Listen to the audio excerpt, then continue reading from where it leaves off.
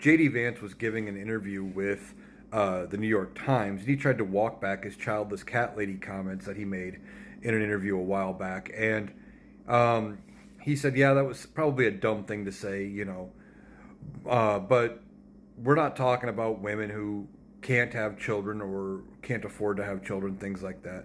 We're going to put those people to the side. But for those that have other reasons to not have children, this country's become pathologically anti-child. And then he went on to say that it's bizarre and deranged for people to not have children because of climate change. What? Well, first of all, he's using the bizarre and the deranged words specifically because those have been attached to Donald Trump for some of the things he says, as well as things J.D. Vance says.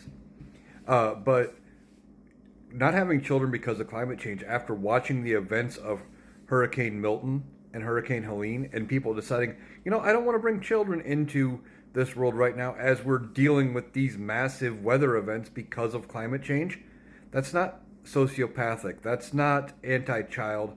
That's not necessarily, bizarre or strange. That's looking at the world going, can we really bring another child into this world and have to worry about them, etc., because of these severe events? People are looking ahead and looking to the future going, is it really, do I really want to do this? And that's just people planning out their lives. But J.D. Vance has got such a thing for people having children. He wants every woman to have children, apparently. And he's not going to be happy with, people who choose to be childless. Remember, they keep going after Vice President Kamala Harris for not having children of her own. As well as J.D. Vance has previously said that parents should have a larger vote at the voting box because they have children, because they have a stake in the future of this country. I don't know where this idea that having a family and having children makes you somehow more entitled, but for Republicans to think this is a good idea or a good talking point, and for J.D. Vance to think this is something that's going to secure him votes, he's the one who's deranged. He's the one who's bizarre and weird. It's not a good idea. It's not a good look.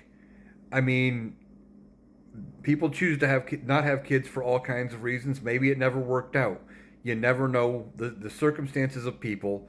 And if they're deciding and looking at the climate change and the severe weather events that we have going on and going, yeah, I really don't want to bring another child into the world right now because of these severe weather events that are only going to get worse. You have to respect their choices because it's their choice to make. But J.D. Vance doesn't want you to make your own choices. He wants to tell you what your choice should be.